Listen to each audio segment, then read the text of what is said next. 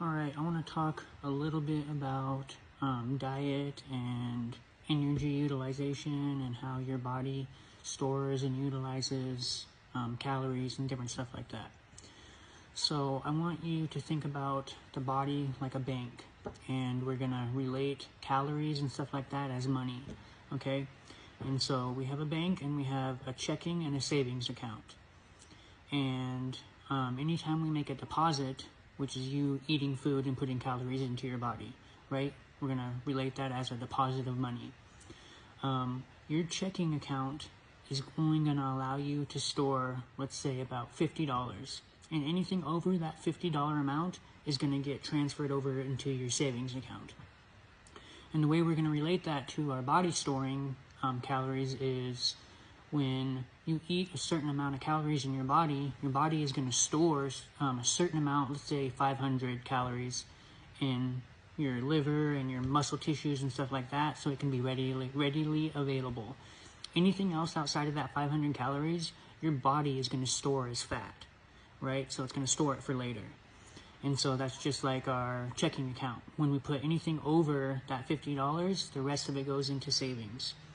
And our bank account doesn't let us spend that savings money. It's going to use that checking account up first before we switch over to that savings. And our body's the same way. It's going to use those calories stored in the muscles and the liver before we ever get into any of that fat storage. So with that being said, if you're eating big meals throughout the day, multiple times a day, your body is just going to take a certain amount of that, use it for energy, and then store the rest. So if we still haven't used the energy that we stored to begin with, aka the checking account, that $50 in the checking account, if we don't spend that, the next calories or the next deposit we make, our body is going to even put more of that into the savings account. It's going to put it into the checkings account to meet that $50 requirement, and then everything else is going into the savings account. So you can see, if we keep on making bigger deposits than our checking account can handle, that savings account is going to grow and grow and grow.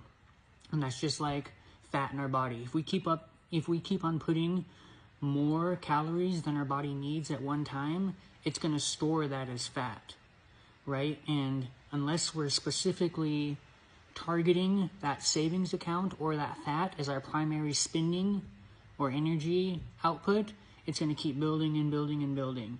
And so people will go into these calorie deficits but eat big meals because they're always hungry.